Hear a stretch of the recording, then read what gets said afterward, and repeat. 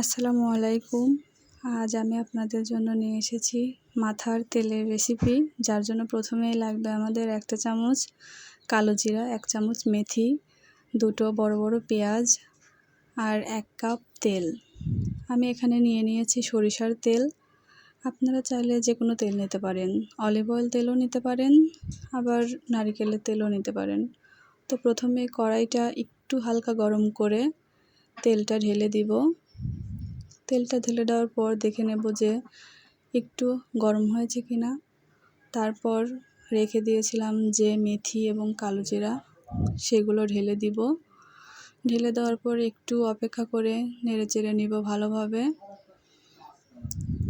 এই পর্যায়ে তেলটা একটু বেশি ঘন থাকে, কিন্তু যখন মেথি আর কালো জিরা তেলের সাথে মিশে যাবে তখন তেলটা অনেকটা পাতলা হয়ে যাবে, তেলের অনেক ফেনা হবে। যদি সরিষার তেলটা একটু খাঁটি থাকে তবে দেখবেন অবশ্যই যে এরকম ফেনা হবে, আর যদি সরিষার তেলটা একটু ভেজাল থাকে তাহলে তেমন ফেনা হবে না। দেখা যাচ্ছে আমার সরিষার তেলটা একটু ভালোই আছে।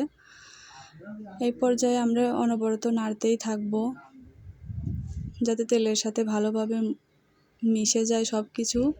দেখুন ফেনা আস্তে আস্তে কমতে থাকতেছে, এভাবেই নাড়তে থাকবো। এবং দেখুন এই পর্যায়ে গিয়ে তেলটা অনেক পাতলা হয়ে গেছে, ফেনাও অনেক কমে গেছে।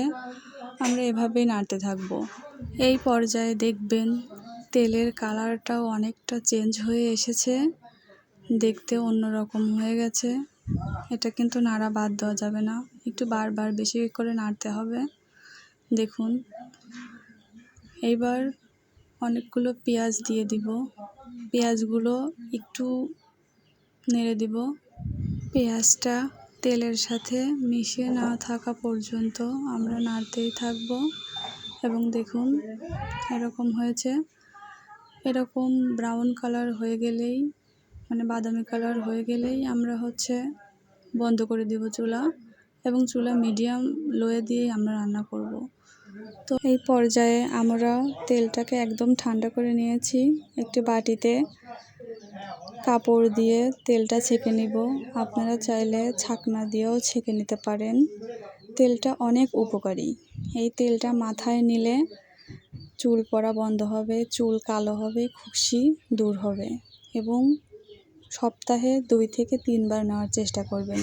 নিয়ে 2 থেকে 3 ঘন্টা রাখার পর অবশ্যই শ্যাম্পু দিয়ে ধুয়ে ফেলবেন, সারা রাত রাখার দরকার নেই। আমি ছেঁকে নিয়েছি, নেওয়ার পরে একটা বয়ামে সুন্দর করে রেখে দেব, যাতে 1 মাসের জন্য আমার আর তেল বানাতে না হয়। আপনারাও চেষ্টা করবেন। তবে একটা সহজ পদ্ধতি, যার ফলে দ্রুতই তেল ফুরিয়ে গেলে আপনারা বানিয়ে নিতে পারবেন। আমি এভাবেই বানিয়ে নিলাম এবং রেখে দেব 1 মাসের জন্য। এটা নরমালি রাখা যাবে, কোনো সমস্যা হবে না, তেল নষ্ট হবে না। ভিডিওটা কেমন লাগলো অবশ্যই কমেন্টস বক্সে জানাবেন।